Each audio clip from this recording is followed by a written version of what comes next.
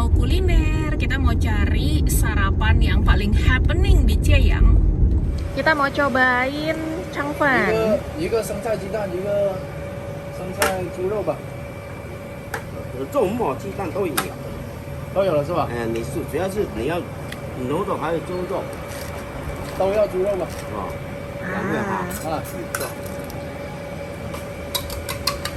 油条要吗？啊？油条也有的，啊，油条也有的，油条你要做要告诉我加上去，啊，加油条哈，可以. 啊，加上去吧。 Wow, lucu di sini. Changfannya 两 bisa. 个一样，这个腐竹是吧？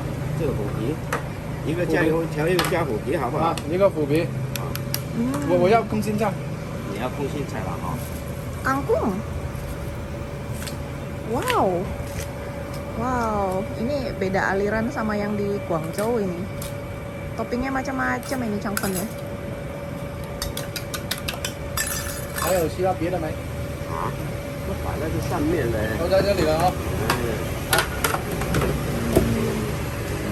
Terus nanti dikasih kuah ini, kuah kental-kental ini.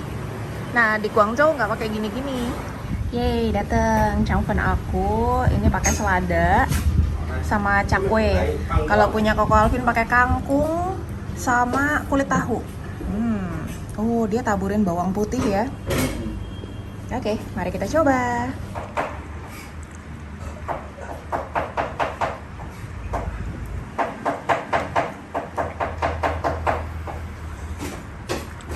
Nasi banget, belas, Rasa beras. bagus. Yang bikin beda ini kuahnya sih. Kuahnya. Sama toppingnya yang banyak macam. Karena aku baru pernah makan changfan seramai ini. Oh, ada sayur seladanya lah, ada telurnya lah, ada biasa memang ada telur, ada sedikit daging cincang, tapi ini kayak banyak banget toppingnya. Iya. Lobak. Crispy. Oh, itu lobak bukan bawang putih. 2 porsi 16 kuai. Jadi satunya tuh sekitar 18.000 lah ya. Yummy. Aku rekomen banget pakai ini, kayak pilihan Koko Alvin ini wangi banget. Enak. Kenyang. Hai, selamat datang kembali di Bobo di Mobil. Ketemu lagi dengan Alvin dan Lucy, pasangan suami istri overlander beda negara yang sedang belusukan keliling China naik Sichuan, mobil listrik kami yang berbasis SRM X30L atau di Indonesia lebih dikenal sebagai SMK Bima EV. Hari ini adalah hari kedua kami berada di kota Chieyang dan kita bakalan ajakin teman-teman untuk lanjut explore kota ini. Selain kuliner Teochew-nya yang terkenal, kota ini juga dikenal sebagai The Jade Capital of China atau ibu kota batu giok di China. Jadi kita akan explore semuanya. Tepat jam 9 pagi, Confucius Temple-nya sudah buka. Kemarin kita kesini tutup, karena memang setiap hari Senin tutup. Di sini ada petanya, penjelasannya semuanya dalam bahasa Mandarin. Dan ternyata tempel ini dibangun dari tahun 1140, jadi usianya sudah 880-an tahun. Untuk masuk ke tempel ini, perlu registrasi terlebih dahulu. Ada security-nya di sana.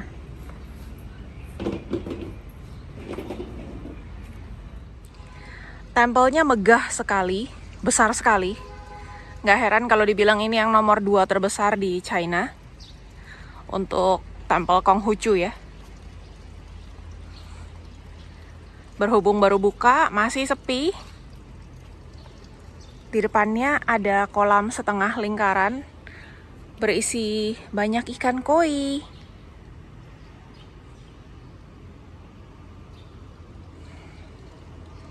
Kita melewati jembatan di tengah-tengah kolam.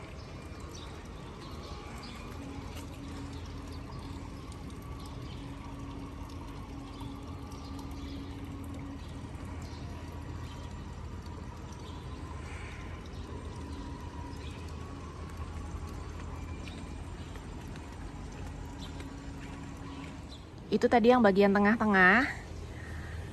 Aku melipir dulu ke samping.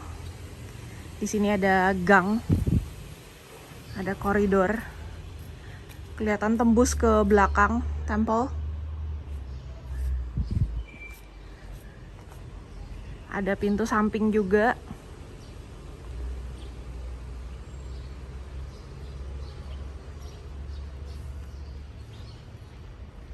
Dan ini bagian paling sampingnya, masih ada koridor lagi.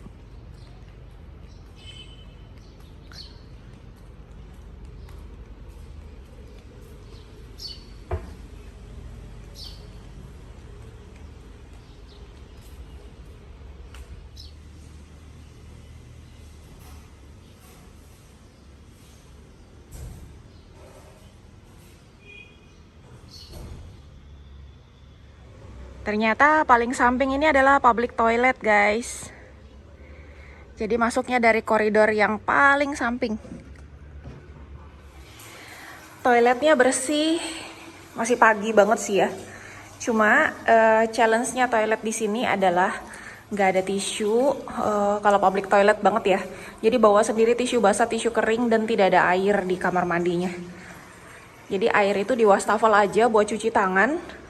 Sama di ujung itu biasanya ada bak air sih, mau cuci kaki atau buat yang bersih-bersih. Kita balik ke pintu utama, ini namanya Tacheng Gate, Tachengmen. Dibangun di tahun 1499. Awalnya namanya adalah Qi Gate. Tacheng sendiri dari kata Mencius, merupakan remarks dari Confucius Comprehensive Achievement, yang artinya adalah sukses besar dalam bahasa Mandarin.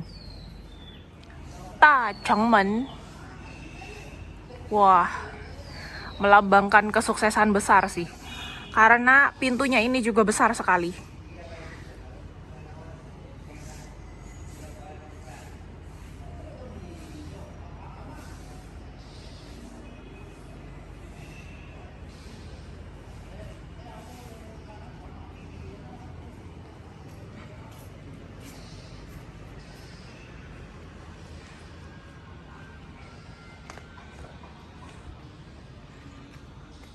Dari dalamnya dipalang. Jadi pintu yang tengahnya ini kita nggak bisa lewat. Kita lewat pintu yang samping kanan atau samping kiri bisa.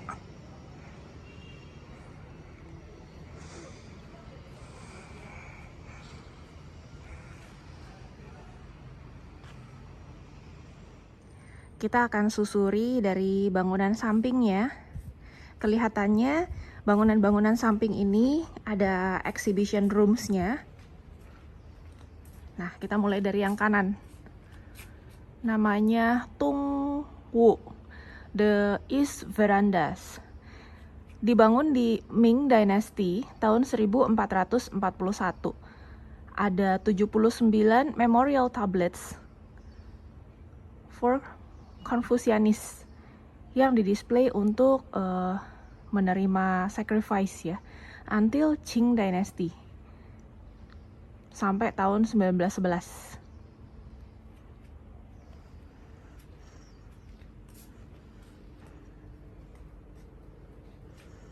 Ada patung Konghucu besar di pintu masuknya, di depan pintu masuk.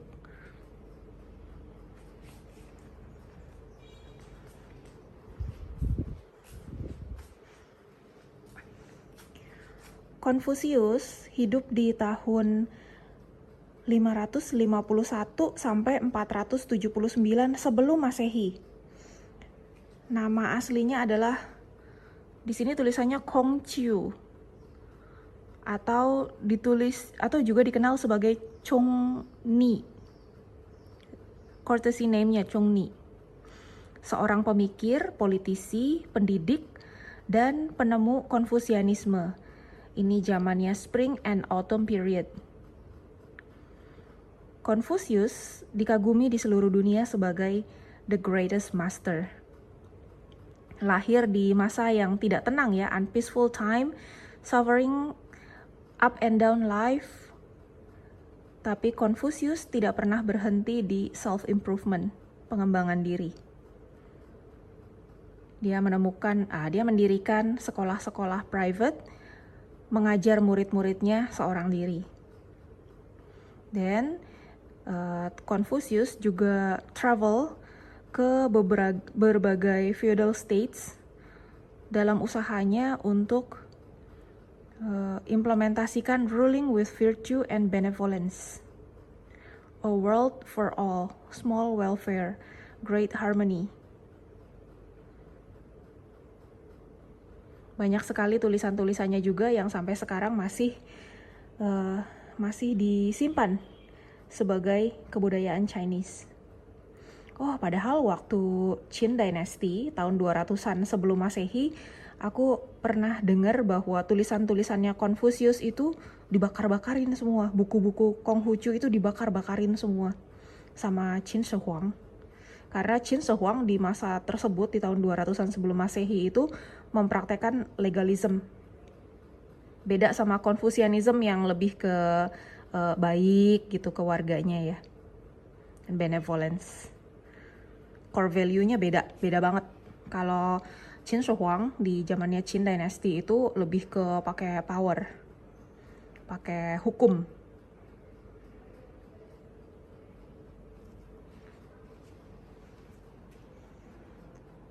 Nah, pemikiran-pemikiran Confucius itu kemudian sudah tersebar ke negara-negara tetangga seperti Vietnam, Jepang, Korea kuno, Ancient Korea. Sebelum kekristenan ya, before Christ. Ya, karena ini memang sebelum Masehi. Kalau lihat aksaranya di gulungan bambu scroll ini masih pakai aksara kuno sekali. Ini memang sebelum Qin Dynasty. Di Qin Dynasty, Qin Shi Huang itu bikin aksara yang baru. Karena dulunya sebelum Qin Shi Huang itu tiap-tiap negara, jadi negara-negaranya itu banyak, bukan cuma Qin, tapi ada juga negara Chao, ada negara Chu, ada negara Han, ada macam-macam lah, pokoknya ada beberapa negara gitu, masing-masing punya aksara yang berbeda-beda, bahasa yang berbeda-beda. Nah kemudian Qin Shi Huang itu menyatukan semuanya, termasuk aksaranya ini, terus measurements itu apa ya? Untuk standar ukuran berat, mata uang, semuanya disatuin sama Qin Shi Huang. Kok aku jadi bahas Qin Shi Huang di tempat Confucius? Ya, itu sejarahnya. Nah, ini ada statement dari The Declaration of the Nobel Prize Winners in Paris, 1988. If human beings want to survive in the 21st century, they must learn from Confucius, who lived 2,500 years ago. Kalau pengen survive di abad ke-21, mesti belajar dari Confucius yang sudah hidup 2.500 tahun yang lalu. The life of Confucius. Ini kehidupannya Confucius. Confucius yang lahir tahun 551 sebelum Masehi, kehilangan ayahnya di masa kanak-kanaknya, dan suffered a lot in poverty, hidup dalam kemiskinan. Dia banyak self-study, banyak belajar sendiri, setting up private schools, mendirikan sekolah-sekolah swasta, to extend scholarism to any person in any state. Jadi pengen semuanya bisa terdidik dengan baik. In his middle age, Confucius was appointed as government official for several years. Pernah kerja juga buat pemerintahan, making remarkable administrative achievement. Pencapaiannya juga luar biasa ya, remarkable. However, he was then alienated and forced to resign from office. Kenapa nih? Dia kayak diasingkan dan dipaksa resign. After resignation, he tried in vain to lobby dukes in various states to practice his political proposal by ruling by virtue. Udah resign pun dia masih berusaha untuk mengencourage orang-orang yang berposisi untuk memerintah dengan virtue. At old age, he devoted himself to instructing and sorting out documents, making great contribution to the inheritance of Chinese culture. Confucius berkata, saat umur 15 tahun, hatinya itu udah set on learning, udah suka banget belajar.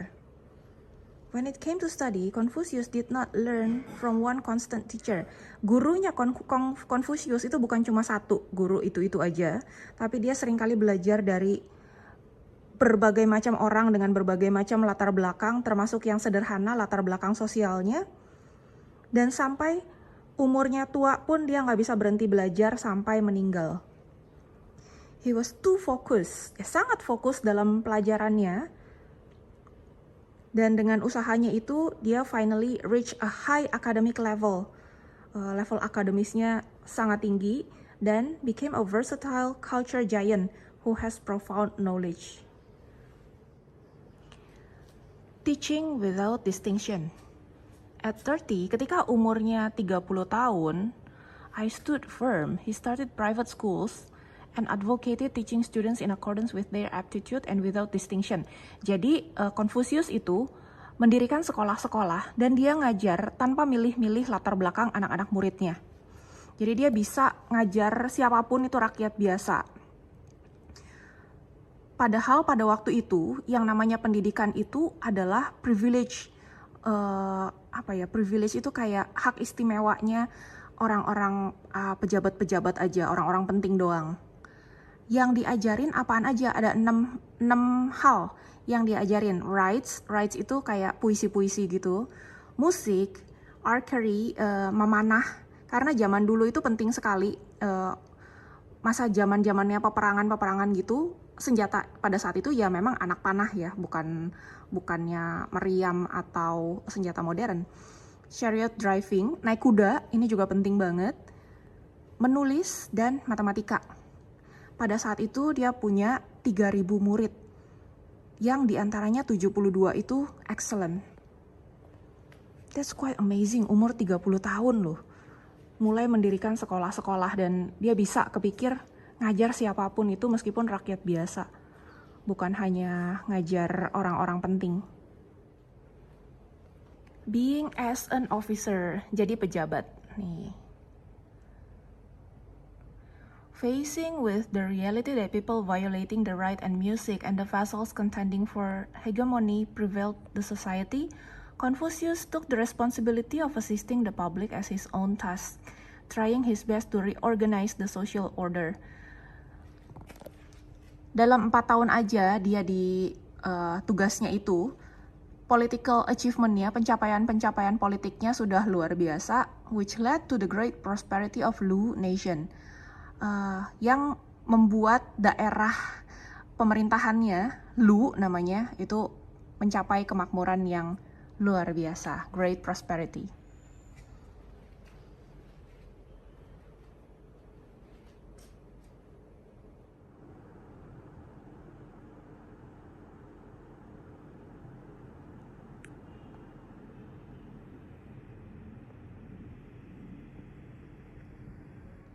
Kita sudah keluar dari ruangan yang pertama, kita masuk ke ruangan yang kedua, namanya Tung Chai. East Fast Houses, dibangun di Qing Dynasty tahun 1729 untuk sacrificing dan fasting or storing sacrificial utensil. Ini untuk nyimpen benda-benda pusaka ya, sacrificial utensil. Nah, kita udah agak di belakang.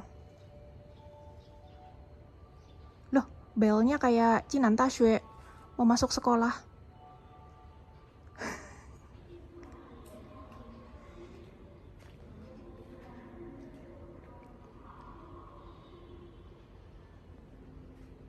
Mungkin ada sekolah dekat-dekat sini. Ada buku-buku tua sekali.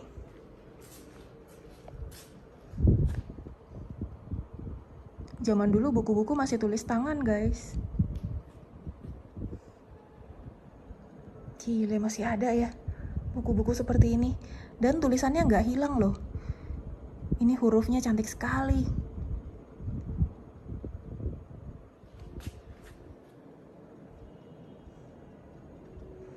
Can you imagine? Udah berapa umurnya ini? Kertasnya udah yellowing begini.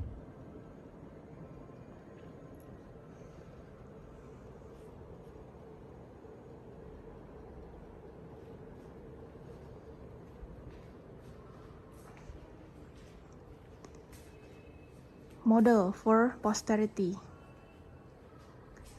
Confucius adalah founder dari Confucianism yang telah disembah ya, been worshipped as the orthodox ideology, but all the dynasties in Chinese history, by all the dynasties in Chinese history since Han Dynasty. Karena di Qin kan memang nggak boleh kan, dihancur-hancurin semua buku-bukunya. Tapi setelah Han Dynasty balik lagi ke Confucianism. In the history of China, Confucius has been given a lot of honor, which he did not expect when he was alive. Jadi sebenarnya dia nggak ada ekspektasi untuk dapetin kehormatan apa-apa dari apa yang dia lakukan. Tapi di sejarah China, Confucius itu telah mendapatkan banyak kehormatan. One of them is the utmost, that his subsequent posthumous title is the greatest royalty teacher. Guru yang terbesar, the greatest royalty teacher. And he is worshipped as the model for posterity in the temples all over China. Jadi sebenarnya dia ngajar, dia bikin sekolah-sekolah tuh bukan buat disembah. Cuma akhirnya ya memang karena mungkin orang-orang merasakan benefitnya, merasakan impact dari apa yang beliau lakukan, akhirnya si Confucius itu di worship as the model for posterity in the temples di seluruh China. Moreover, his fame and status benefits his descendants.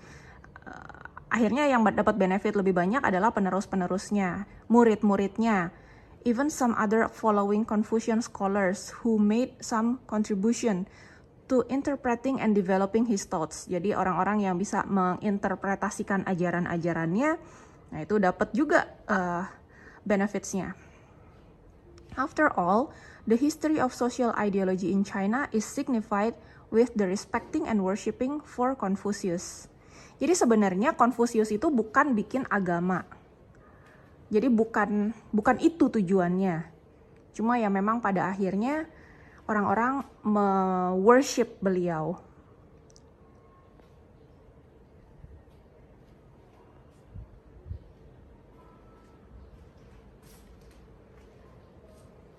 Oh, ini ada yang kelewat, ini penting ini.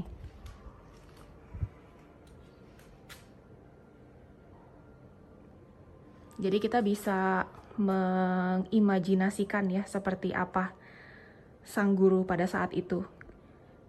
Zaman 2500 tahun yang lalu, tulis-tulis belum di kertas, tapi masih pakai bambu scroll. Gulungan-gulungan bambu seperti ini. Tulis-tulisnya itu masih pakai aksara-aksara yang lama. Belum ada lampu juga tuh, masih pakai tempat lilin.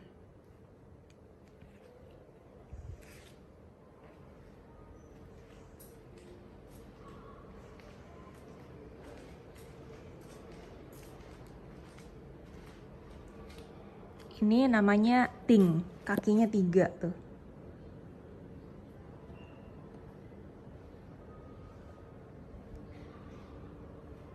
Ting itu ada yang buat minum, ada yang buat tempat naruh incense,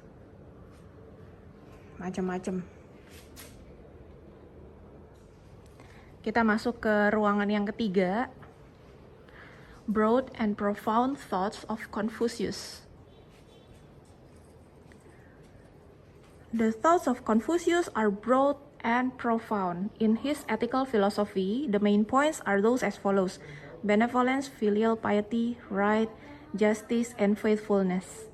When it comes to his political ideal, it is of course that his ideal of the society of great harmony is indispensable. And in his thoughts, he emphasizes a lot on the point that principal teaching students in accordance with their aptitude equally, and he valued morality and wisdom in his educational thoughts. All the essence of his thoughts are still profound and practical meaning by now. Jadi dia tuh lebih ke kata kuncinya ini ya, harmony. Morality, wisdom.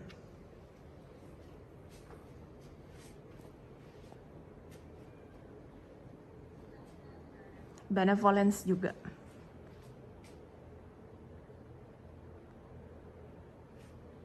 Filosofinya.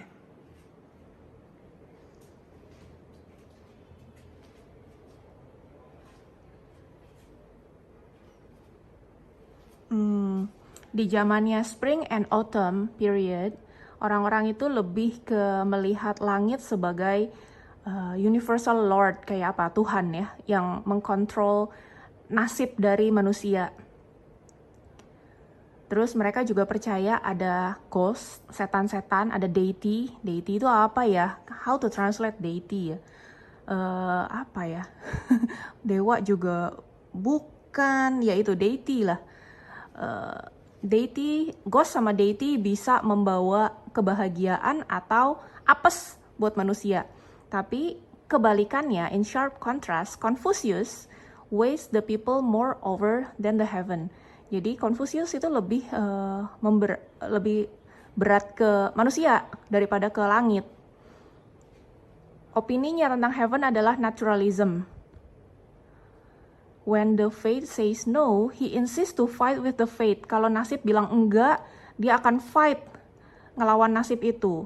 When dealing with a ghost, kalau ngadepin setan, it is wise to respect. Oke untuk merespek si setan-setan itu, but keep a certain distance, tapi jaga jarak dari setan-setan dan deity-deity, menurut pendapatnya.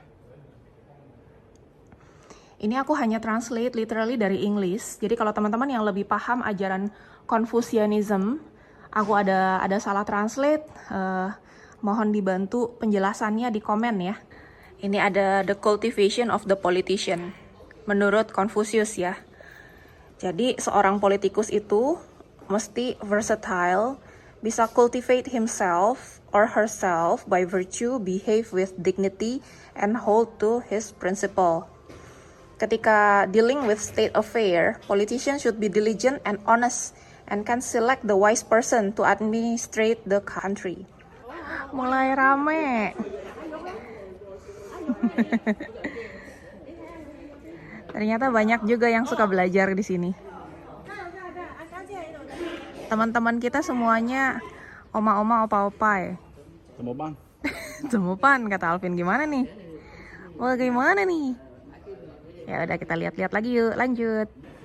Confucius honest and clean government thoughts. Kalau menurut Confucius itu pemerintahan harus jujur dan bersih ya.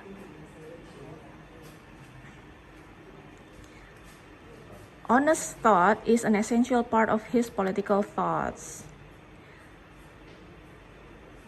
The statesman is the key point to implement the policy of benevolence and morality in order to realize the whole world as one community. Statesman, orang yang kerja di pemerintahan, must cultivate his morality. Mesti improve terus di moralnya. Have justified behavior, keep self-control and vigilance in solitude, and be honest and industrious. Mesti ada hasil juga nih, industrious. Jadi bukan cuma honest doang. Political thoughts still have positive significance today. Menarik loh. Jadi sebenarnya Confucius itu lebih ke filosofi. It's not actually yang aku dapat dari sini ya. It's not about religion. It's actually about philosophy. Hampir kayak Taoism ya. Awalnya bukan untuk bikin religion. Kalau pejabatnya X-nya sesuai, orang-orang biasa akan nurut tanpa disuruh. Tapi kalau si pemimpinnya nggak sesuai sama hukum, orang-orang biasa nggak akan nurut meskipun berulang kali disuruh. Ini banyak banget prinsip-prinsipnya yang dijelaskan satu persatu, statement-statementnya dalam bentuk gambar juga. Aku nggak jelasin semuanya satu persatu ya. Ini deh penutup deh, ini satu lagi. Confucius bilang, everyone desires money and high position. Setiap orang itu kepengen duit, pengen posisi tinggi. Tapi, a gentleman would not accept them unless he got them in a right way. Tapi, seorang lelaki sejati, pria sejati tidak akan menerima uang dan posisi tinggi kalau nggak dengan cara yang benar. The influence of Confucius' honest and clean government thoughts on the after time. Jadi, politician yang mendapatkan education, mendapatkan pendidikan sesuai dengan norma-norma Confucius, terus ngejalanin benar-benar jabatannya dengan jujur dan upright, dengan benar, punya morality, honest, industrious, ada hasilnya juga. Banyak dinasti selama sejarah China yang panjang. Nih di Western Han Dynasty ada Zhao Guanghan, Huang Ba.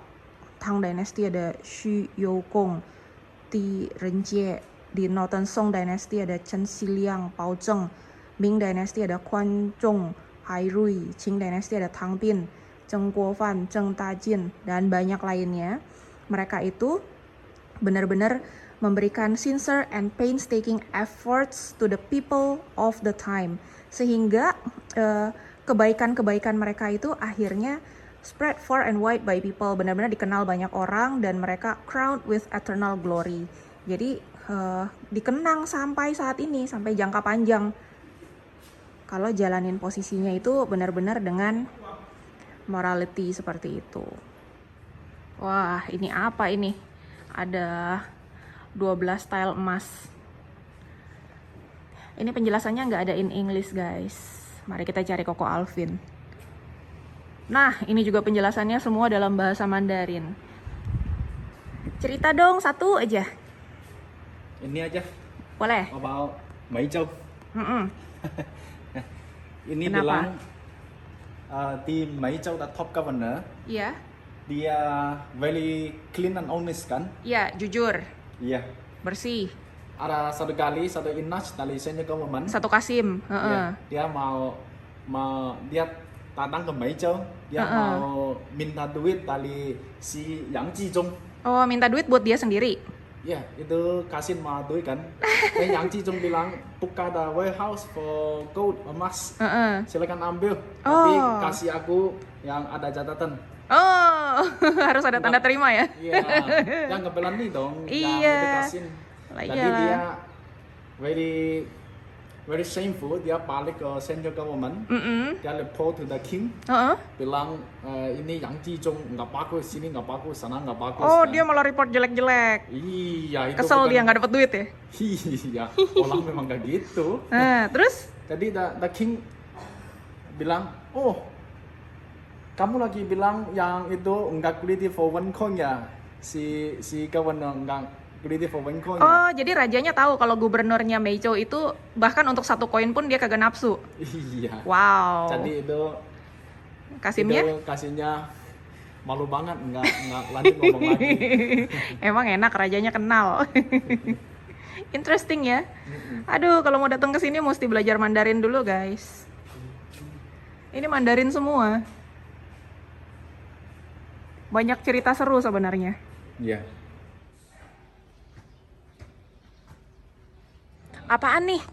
Ini di 1937 September, Japanese mulai invade ke Chaoshan kan. Oh gitu. Ya.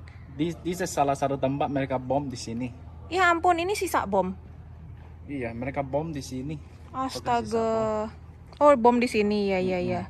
Dulu mereka pakai 60 jet flight. Peninggalan Jepang, guys. Bom di sini. More than 100 people died. Hah, lebih dari 100 orang meninggal. Ya, 400 rumah mas udah nggak bisa pakai lagi. 400-an rumah nggak bisa dipakai lagi. Ya, Oh. 200 people injured. 200 orang terluka, cedera. Ya. Mereka tahu-tahu job 200 bombs. Oh, bomnya 200, bukan cuma satu ini. Iya, tahu-tahu 200. Sini cuma salah satu. Iya, ini salah satu ya. Wow, that's so jahat ya.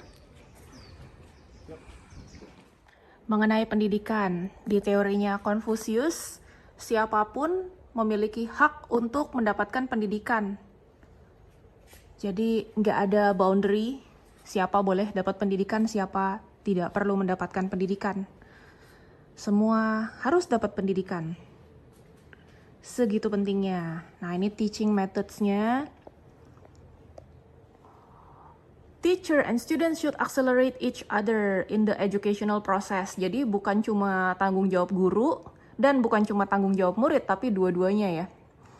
Teacher, gurunya itu harus punya passion and proper method. Punya metode-metode yang meningkatkan ketertarikan dari murid-muridnya dan bisa menginspirasi murid-muridnya. Jadi bikin mereka berpikir keras. Punya clue tapi tetap bukan by telling. Kasih clue-cluenya aja. Terus buat murid-muridnya 1 against 3. Oh, ini metodenya diskusi berarti ya, kayak apa ya? Berpikir bersama ya, brainstorming ya. 1 lawan 3, study with analogy. Jadi belajar itu bukan cuma kayak bukan metode hafalan doang, tapi dengan analogi sehingga bisa paham.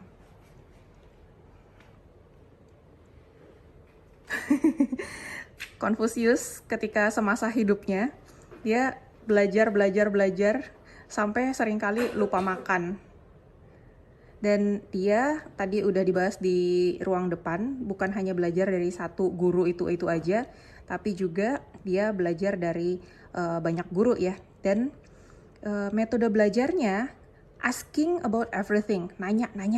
Jadi di kelas tuh jangan diem aja, mesti rajin nanya. Reviewing the old knowledge to learn the new. Jadi bukan cuma belajar terus yang baru-baru, tapi juga yang lama-lama itu di-review. Jadi kadang-kadang orang suka udah ngerasa paling tahu, sok tahu, nggak mau belajar lagi kan. Nah ini dia review the old knowledge. Combining thinking and studying together. Jadi harus berpikir juga, belajar bersama-sama. 1 against 3, 1 lawan 3 tadi. Terus jangan malu belajar dari orang-orang yang sederhana. Itu adalah metode-metode belajarnya Confucius. Menarik ini. Ini humble people. Iya. Itu maksudnya even though people low level than him. Iya, orang sederhana. Yeah. Oh, okay. Iya, jadi bukan cuma belajar hanya dari profesor atau dari dosen universitas A, B, C yang bagus-bagus kan. Iya. Harus kayak Zhuge Liang. Iya, Zhuge Liang juga belajar dari petani, belajar dari segala macem. Makanya ilmunya jadi banyak. Mulai panas.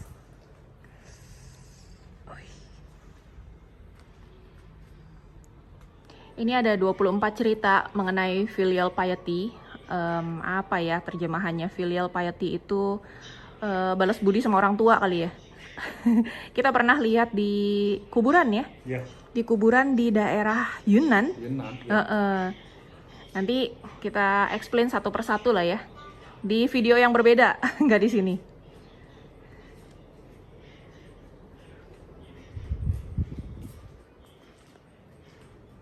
Wah, apa ini? Ada simpoaknya. Aisan toko. Oh, toko. Ada timbangannya. Ada dagangan-dagangannya. Kayak gini ya, toko-toko zaman dulu ya. Message of the 3D-nya apa nih? 童叟无欺. Artinya? Anak sama orang tua juga nggak cheating anak sama orang tua.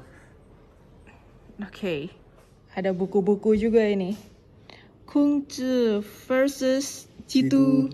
Oh, Konghucu versus Christian ya? Iya. Ini South Korea yang tulis. Oh, ditulis oleh orang Korea Selatan. Wow. About Confucianism. Iya. Wah, ini di bawah kuburannya ada turtle. Ini di Hanoi. Hanoi, Vietnam. Apa hubungannya sama Confucianism? Dulu mereka same system with China. Education segala macam same system. Same system ya? Iya. Oh, ini jangan-jangan ada hubungannya sama Nanyue? Iya. Ini juga di North Korea juga sama sistem. Oh, wow. Ada impact on the world, termasuk ke Asia Tenggara. Di akhir dari Ming Dynasty, banyak orang-orang China pindah ke negara-negara lain. Dan Asia Tenggara menjadi salah satu tujuannya. Dari imigran-imigran itulah Confucianism tersebar ke negara-negara Asia Tenggara seperti Malaysia, Indonesia, Philippines, juga termasuk Australia dan New Zealand.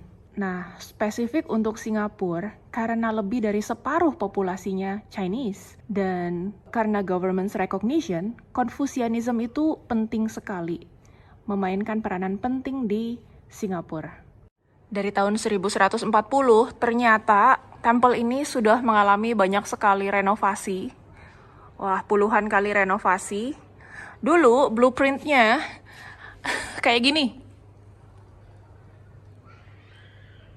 Di sini ada peta dari sekolah-sekolah Confucianism di seluruh dunia. Apakah di Indonesia ada? Yo, Belitung. Ah, Belitung ada. Wow, cool. Ada lagi nggak di mana? Enggak tulis sih. Singapura ada ya, Singapura. Songkla ada. Songklayo. Ya. Oh, di Thailand banyak. Ya, Thailand banyak ya. Actually, Eropa juga banyak loh. Iya. Wow, this is impressive. Hawaii juga ada. 真的吗? Sendiri di sini Hawaii. US juga ada beberapa tuh. Tapi memang gitu sih di Thailand banyak. Iya, Karena iya. aku cerita, Paja cerita, one of the first king bikin Thailand jadi country Ya. itu turunan Teochew. Oh, oke. Wow. Si turunan Teochew itu bikin Thailand the shape like this. Gitu.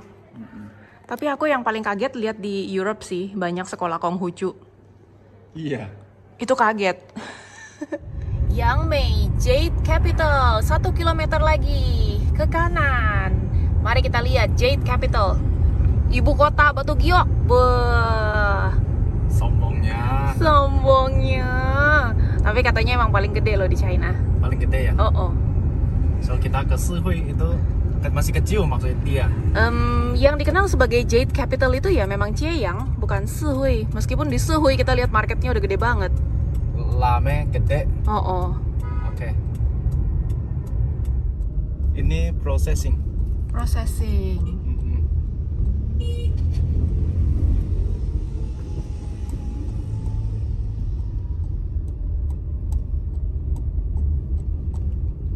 Ini buat carving, cutting. Pakai mesin semua ya. Ya. Suaranya berdengung.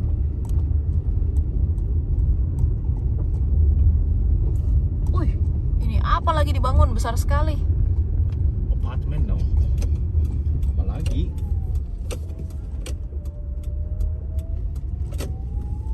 The biggest like this.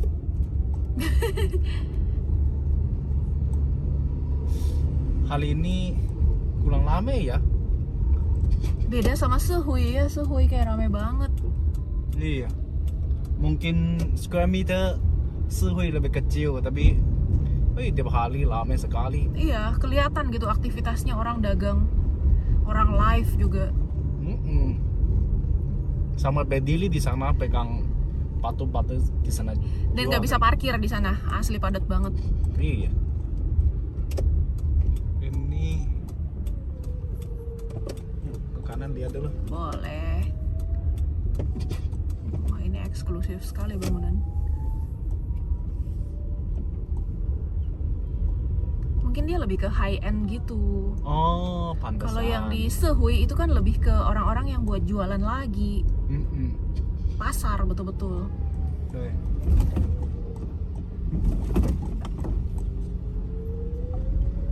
Tuh, ini udah toko-toko jewelry gitu di sini sih. Belum buka ada. Padahal sudah jam 11.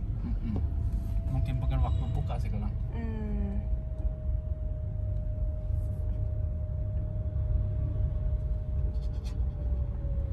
Tuh, toko-tokonya udah satu-satu gitu, toko jewelry. Bukan kayak di Sihui itu pasar kan. Tapi aku rasa aneh loh. Kenapa Mana aneh? motor stop di sini. Kita Iya. lihat toko nggak buka banyak. Dan mereka kemana gitu ya? Iya.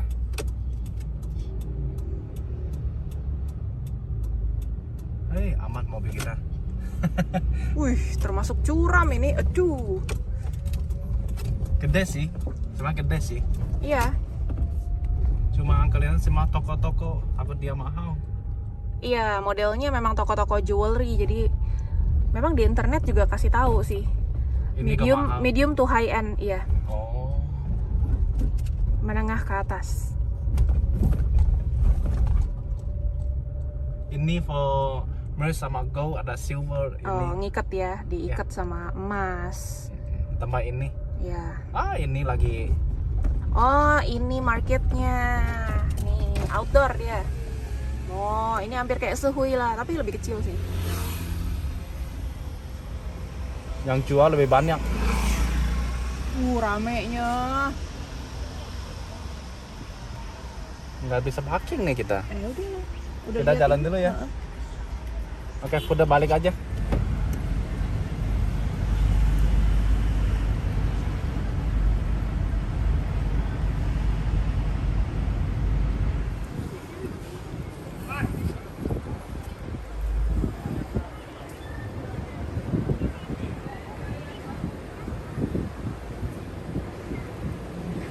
Jadi kalau misalnya mau belanja jade ke sini, mau belanja giok, bisa nginepnya di hotel yang depan tuh, Vienna. Vienna International Hotel. Nah, ini nih. Ini. Dia bintang 4 sih, dan di China itu lumayan banyak cabangnya, dia chain yang lumayan kuat. Oh, makan McD juga bisa di sini. Wih, depan itu toko ada Chaisen tuh, balon tapi bentuknya. Angin Chaisen. Angin ya. Ada temennya di sini. Yang ini Chaisen jalan-jalan.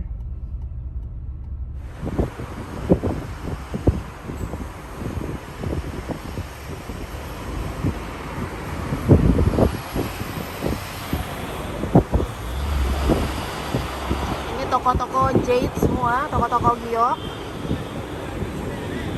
Nah, yang itu ramai itu.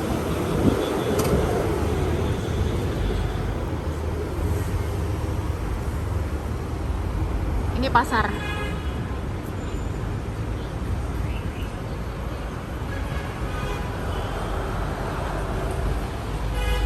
Rame ya pasarnya, semi-semi outdoor gitu. Jadi ternyata motor-motor listrik dan motor-motor bensin yang parkir di mana-mana, orang-orangnya pada ngumpul di sini. Ini semuanya pakai teralis besi ya. Luar biasa apartemen. Sekarang kita menuju mall di depan ini untuk cari makan siang. Kita akan makan siang salah satu specialty-nya Chieyang, yaitu kue tiao, rice noodles. Ya, ini green light. Lampu hijau, kita mau ke kiri hijau, dari sana lurus juga hijau. Dan ini bukan yang pertama sih di Chieyang ini, kemarin kita juga bingung. Kita lurus hijau tapi kok ada yang motong, tapi ya ternyata seperti ini. Modelnya kayak gini oleh. Iya, sama-sama hijau. Terus ada titik konflik, itu kalau di ilmu teknik sipil namanya titik konflik. Conflicting point. Oh, Where do we park? masuk aja. Yeah, lucky. Nyempil. Udah. Cit. Bisa begitu. Mari kita masuk mall. Oke. Sampai. Mari kita coba. Bukanya jam 11 siang sampai jam 11 malam. Yuk. Yuk.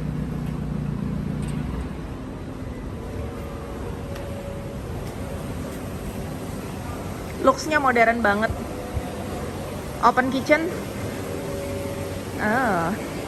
Ada gelato. Cool. Ternyata yang di lantai 1 itu tempat untuk dessert aja. Jadi kalau mau makan kita ke lantai 2.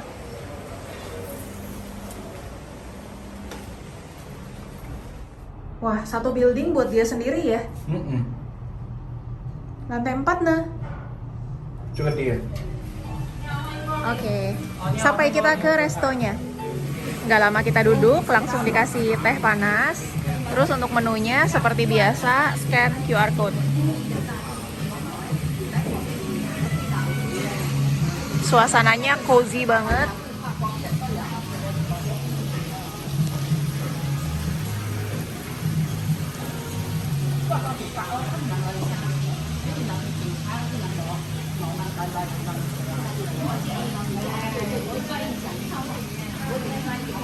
Ini belum jam makan siang banget sih, baru jam 11. Cuma udah lumayan rame.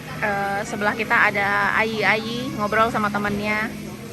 Ternyata restonya rada-rada high end, jadi harga minumannya juga udah lebih mahal dari harga makanan di luar. Mereka juga punya alkohol.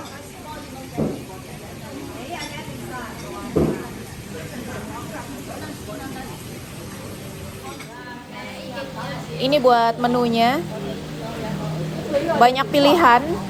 Yang recommended yang ini, yang 49 renminbi ini kue tiaw sapi. Selain itu ada claypot rice, ada macam-macam sih. Tuh, nasi goreng seporsi hampir 200 renminbi, 400.000 lebih.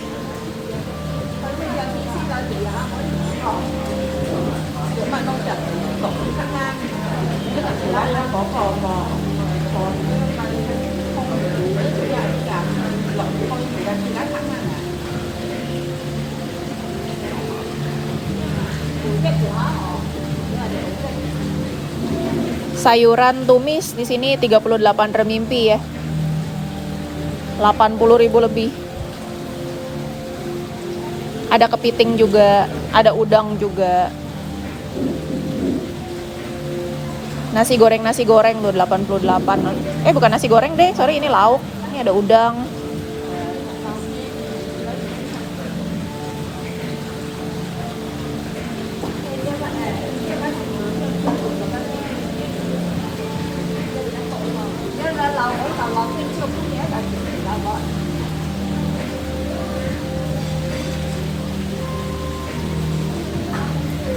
Sup juga macam-macam sup.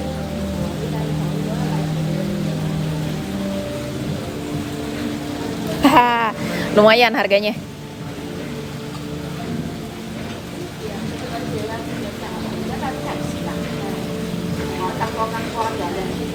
Sashimi pun ada.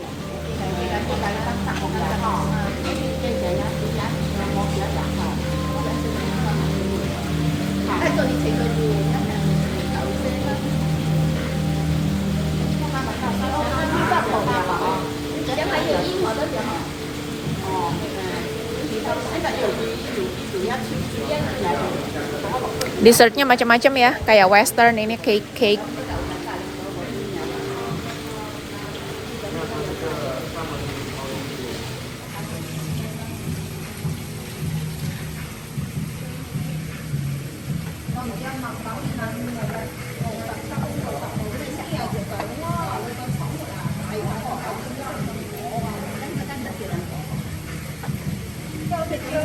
Ini orderan Koko Alvin, terong dimasak ya. Iya. Punya aku orderannya kue tiaw. Belum datang nih. Kue tiaw goreng sapi. Katanya khas di sini.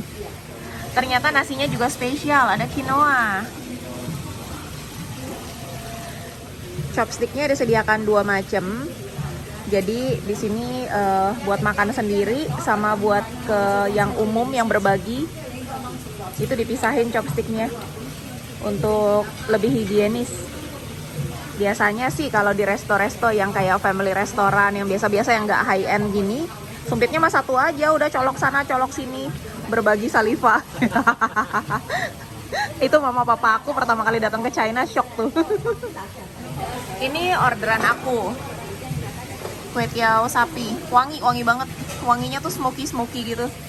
Ada daun-daun ini nggak tahu daun apa, aromanya cukup strong. Mungkin kalau di Indonesia daun kemangi kali, something like that, yang tujuannya lebih ke aromatik. Dan daun yang sama juga dipakai di menunya Alvin nih. What is your score?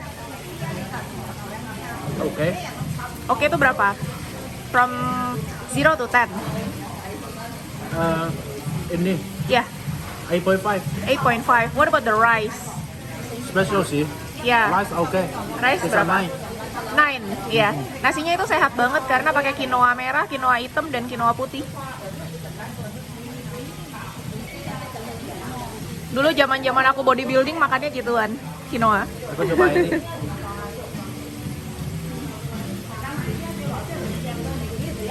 Ini oke, recommended. Udah hampir selesai aku. Oh iya, Ini udah yang iya. bagus ya. Cuma aku bingungnya, orang Teochew di sini makannya kan nggak asin ya. Ya. Tapi di Pontianak kan banyak orang Teochew juga. Mereka punya makanan lumayan asin loh. Sangat asin. Kuat. Asinnya kuat. Kenapa di sini tawar-tawar? Iya. Sebenarnya Hakka juga makanan Hakka di Meizhou, di Heyuan, sedikit asin compare to Guangzhou style ya. Tapi masih acceptable di Meizhou. Tapi kita di Pontianak, asin semua. Udah lidah Indonesia ya. Iya. Beda ya.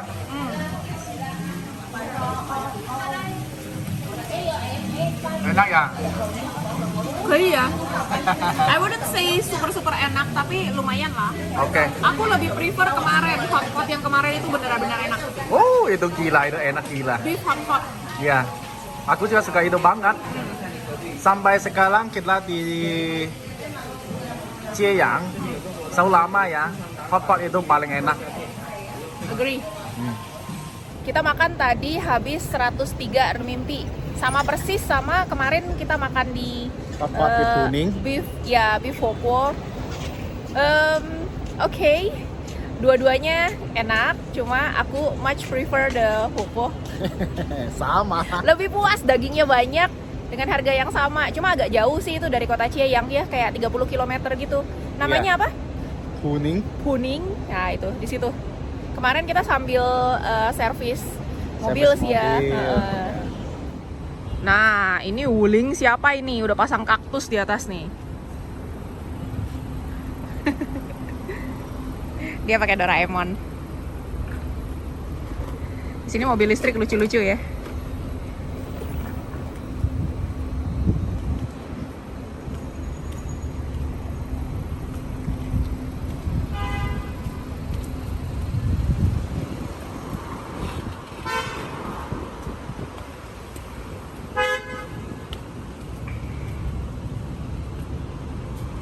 Nggak dapat parkir, dia mundur. Tantin berisik.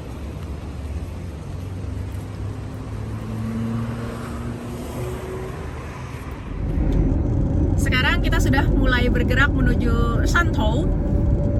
Kok Alvin masih tegang? Tadi ada mobil motong gitu aja, motong. Jadi di Jieyang ini banyak orang nyetir seenaknya aja sih, main potong aja, mannernya kurang. Kurang ajar. Tetangga tuh sesama Guangdong tuh, ke Guangdong Guangxi ngatain kurang ajar gitu ya. Jadi memang rada sembarangan sih orang-orang di sini, sepeda listrik ataupun motor juga keluar dari gang itu kagak ada ngelihat ke kiri gitu kan, harusnya ngelihat ke kiri dong, lihat arus yang main roadnya dong. Enggak, mereka main keluar aja cerung gitu, ngelihatnya malah ke kanan. Iya, malah ngelihatnya ke kanan, lihat pemandangan gitu. Ini memang agak istimewa sih di sini. Terus garis lurus yang nggak boleh dipotong itu juga kayaknya orang nggak peduli gitu. Mungkin mereka sudah tahu di mana yang CCTV-nya rusak, di mana yang aman-aman aja untuk melanggar gitu. Jadi ya rada kaget-kaget di sini karena kita kan pikir kita nyetir di China biasanya pada lumayan ikut aturan gitu. Beda, ini bukan. Aku found ya di sini harus saya kayaknya lu buat mereka nothing, yang penting mereka. Ya, rule kayak nggak ada kekuatan lah, bodo amat. Iya, mereka suka-suka mereka aja. Iya, sweepian lah. 40 derajat lebih, luar biasa panasnya. Ini di Chengdu udah 25 derajat nih, udah adem-adem nih. Di Beijing juga 25. Di sini masih 40-an. Ampun. On the way ke Shantou agak sepi jalannya. Iya. Dan lagi dibangun jalan layang nih. Tadinya agak debu ya. Debu, iya, dusty. Actually di Jieyang juga kotanya dusty sih. Menurutku di Jieyang pagi-pagi kita lihat lebih parah daripada Jakarta loh. Masa lebih parah dari Jakarta? Iya, udah kita di bawah lihat udah nggak bisa lihat jauh. Salah satu mungkin karena di sana masih banyak sekali kendaraan bensin ya. Ya. Masih banyak banget mobil bensin dan motor berknalpot. Jalannya juga nggak sangat bersih, jadi panas debu. Iya, memang kita jarang sih lihat petugas bersih-bersih di Chieyang. Nggak ada sebenarnya. Mungkin kita nggak lihat apa gimana lah. Pokoknya memang ya masih banyak yang kotor-kotor di jalan.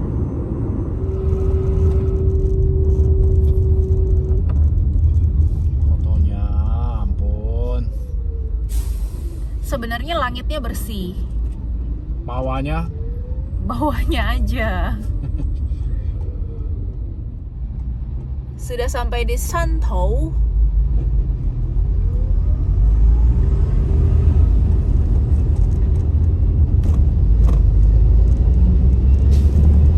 Ayo, first impression, jalanannya sudah boleh diperbaiki. Hawaiian. Bukan Hawaiian, agak-agak bompal-bompel. Oh, banyak truknya di sini, muatan berat-berat. Ada port di sini sih. Ada port ya. Oke. Oh ya, historinya itu adalah orang-orang yang naik kapal dari Songkou itu ganti kapal di sini transit. Mereka kan lewatin sungai Meijiang. Nah, pakai kapal uap kan. Terus mereka transit di sini di apa namanya? Shantou. Terlalu panas nih, otak udah kurang-kurang nih. Di Shantou, terus mereka ganti kapal yang lebih besar, baru perjalanan ke Asia Tenggara, ke Nanyang. By the way, ini suhu sekarang kelihatan nggak? 37,6 derajat Celcius.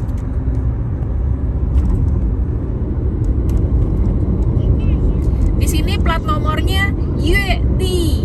Jadi pada saat plat nomor itu di arrange ABCD-nya, pada waktu itu Shantou itu adalah kota nomor 4 di Guangdong. Jadi A itu untuk ibu kota provinsi Guangzhou, B itu untuk Shenzhen, C itu mana sayang? Zhuhai. Oh, Zhuhai dekat Shenzhen juga. Dan ini si Shantou dapat D, Foshan dapat I.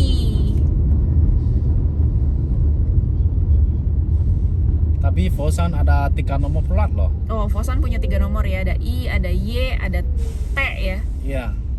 Foshan lebih kuat. Oh, lihat orang Foshan gak mau kalah. Sombong ya.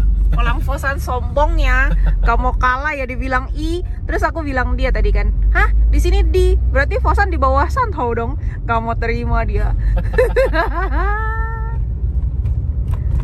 Tapi Chieyang aku agak shock sih. Chieyang kan Itu dia V, city loh. iya dia V kan. Oh tapi sebenarnya secara histori Chieyang itu duluan loh daripada sini. Iya. Itu secara pemerintahan duluan Chieyang, baru abis itu ada Shantou itu belakangan jauh. Tapi dia pakai V, itu udah V. hampir paling belakang. Hampir Z ya. Iya. Demikianlah explore kita di hari kedua kita di Chieyang hingga perjalanan tiba di Shantou. Shantou ini masih kotanya Teochew. Video explore kota Shantou kami buatkan di video terpisah ya. Sampai jumpa di video besok. Bye!